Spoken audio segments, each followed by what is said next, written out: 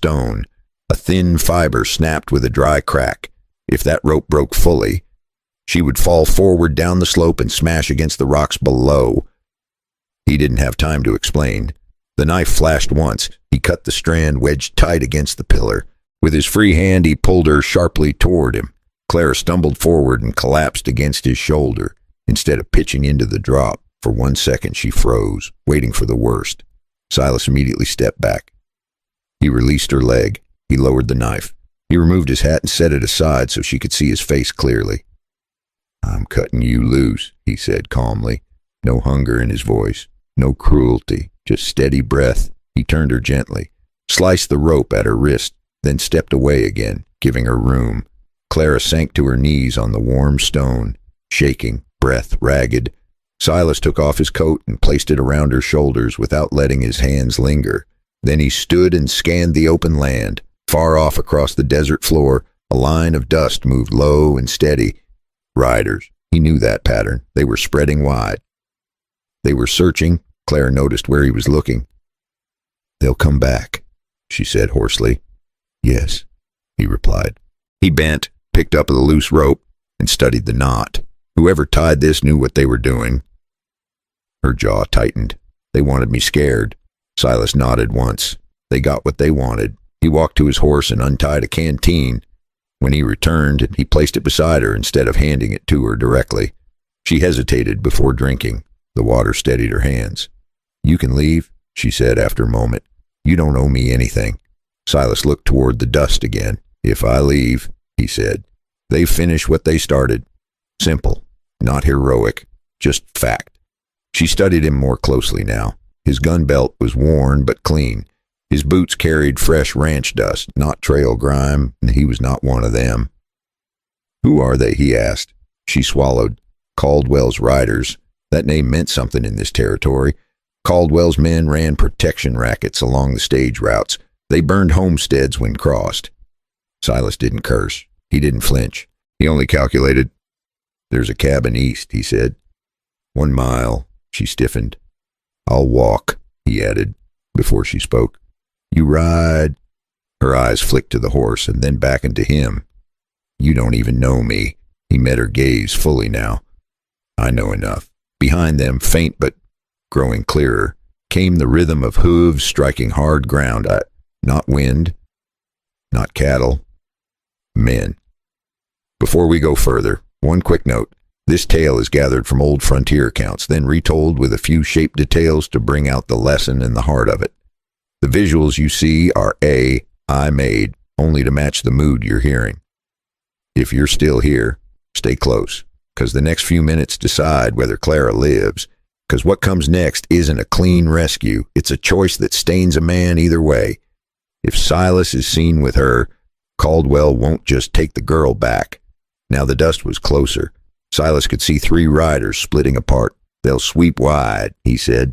"Cut us off if we run straight." Clara pushed herself to her feet. Her legs trembled, but held. "You help me," she said quietly. "They'll burn your land."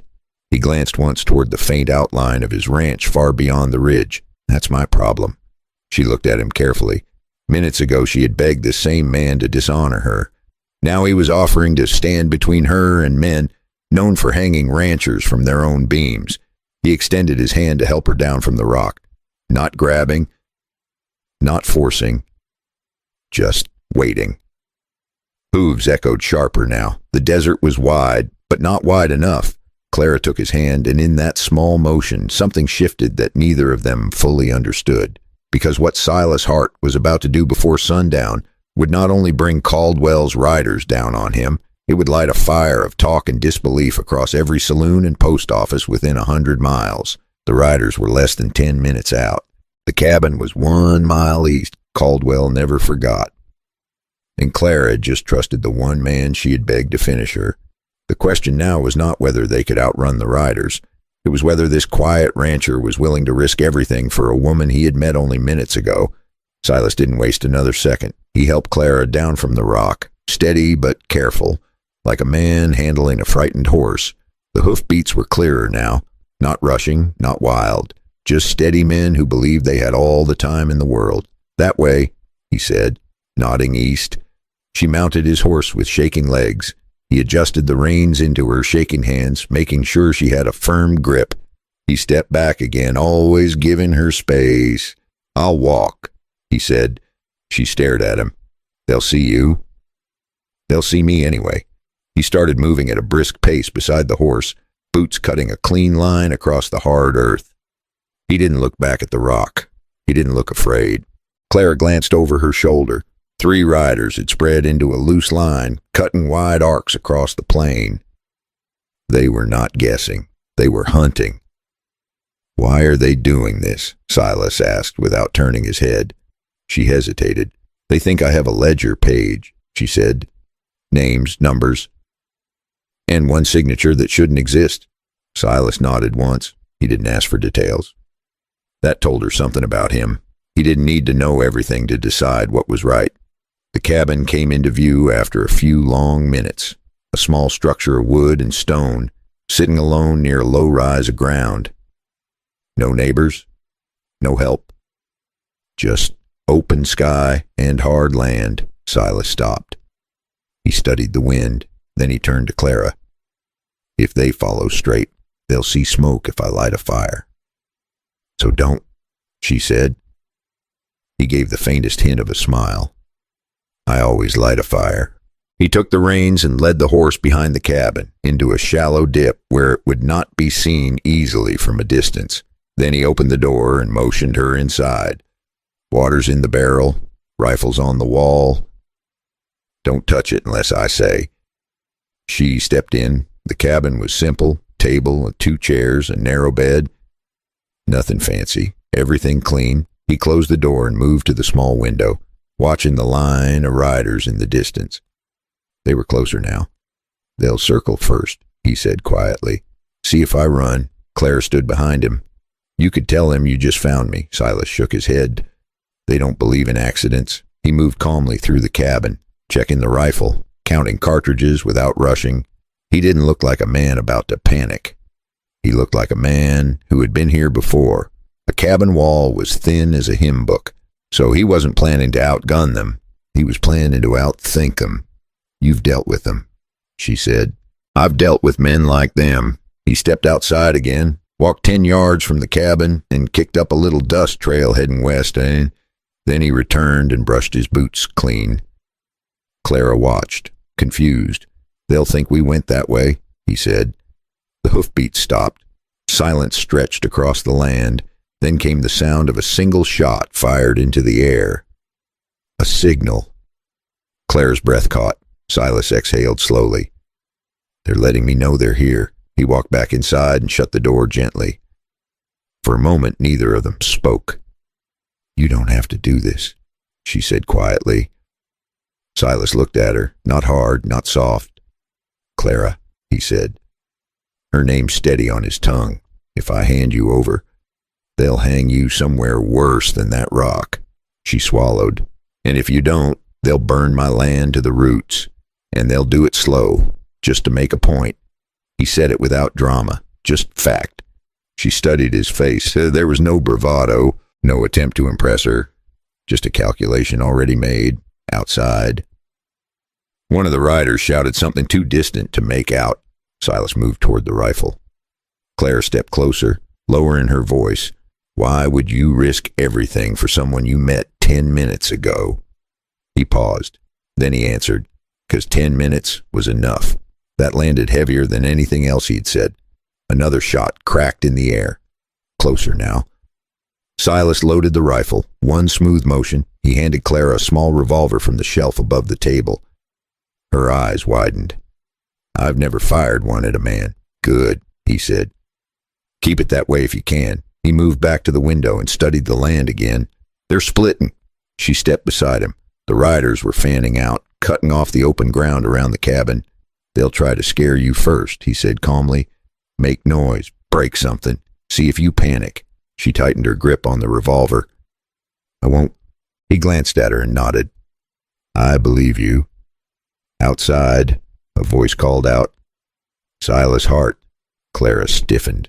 They knew his name. Silas didn't react. "Come out," the voice continued. "We just want the girl." Silas didn't answer. He kept his eyes steady. Clara felt her heart pounding against her ribs. "They'll shoot the horse," she whispered. "I know." There was a pause, then the sound of a rifle cocking. Clara's throat tightened. Silas shifted slightly, adjusting his stance, calculating distance, wind, angle. The sun was dropping lower. Shadows were stretching long across the flat land. Everything felt like it was narrowing. The riders thought they had control. They didn't know yet what kind of man they had cornered. Silas looked at Clara one more time. "If this goes bad," he said quietly. "Stay low." She nodded. Outside, boots hit the ground. One of Caldwell's men was walking toward the cabin. Slow, confident. Silas took one steady breath. The next few minutes would decide more than just this afternoon. And here's what Silas knows, even if Clara doesn't. Caldwell's favorite isn't coming to talk. He's coming to leave a body, then ride into town with a story. A story that turns Silas from rancher to outlaw in a single night. That's the trap closing right now. Before we see how that first shot is fired, take a second. If you're still here, if this story has you leaning forward just a little, consider subscribing to the channel. Stories like this are told slow and steady. And I'm glad you're here for it. Now go ahead and pour yourself a cup of coffee or tea. Tell me in the comments what time it is where you are and where you're listening from. I always like to know who's riding along, because what Silas does next is the reason this story spread across the territory. And once that first bullet flies, there's no going back. The first shot didn't come from outside. It came from inside the cabin. Silas fired once through the thin wooden wall, low and angled, not to kill, but to push the closest rider back from the door. The sound cracked across the flat land like splitting timber. Outside, a man shouted. Boots scrambled in the dust. Clara flinched, but didn't scream. She dropped low behind the heavy table just as Silas had told her. A bullet tore through the window frame a second later, spraying splinters across the room. Silas moved steady, not rushing, not wasting breath. He shifted 2 steps to the left, fired again, this time higher. A horse screamed somewhere outside, hit or spooked, and that changed everything. Men get careless the moment their horses panic.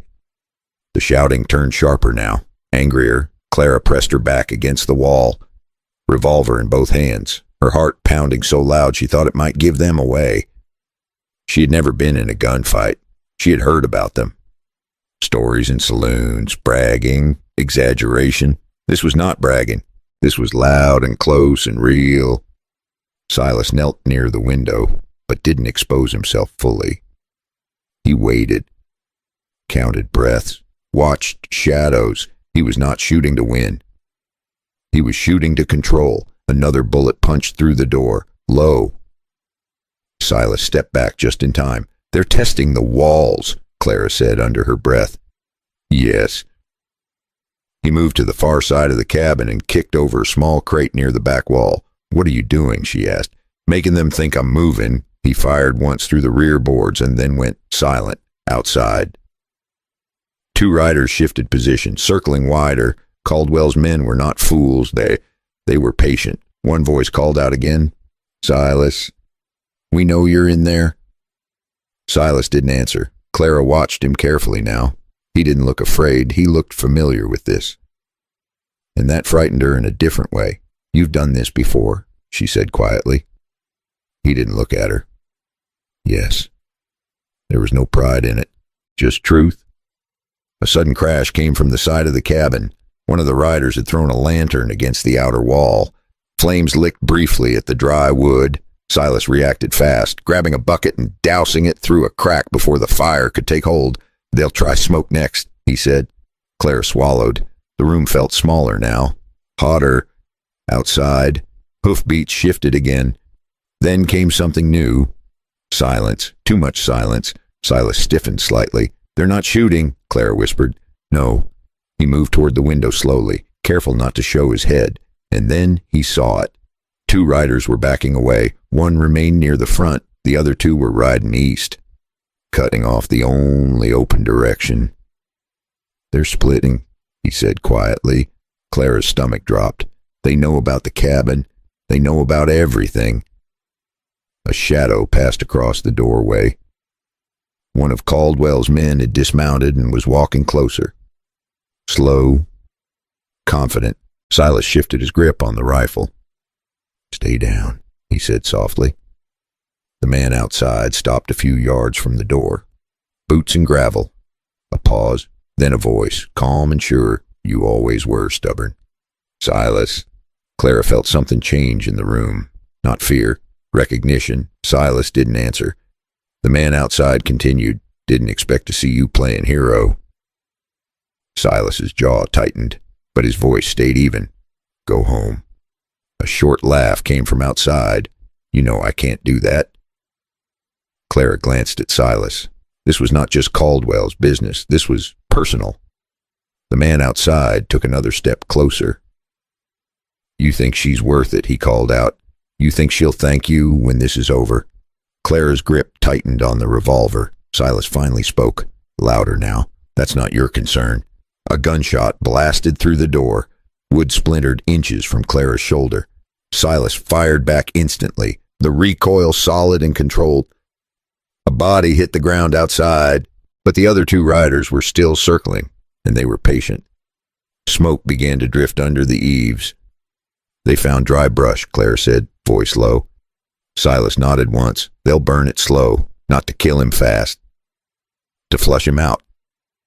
Clara's mind raced. "If we stay, we burn. If we run, they ride us down." Silas replied. He moved to the back wall and studied the boards carefully. There was a small gap near the foundation, a crawl space barely wide enough. He looked at Clara. "You trust me," she met his eyes.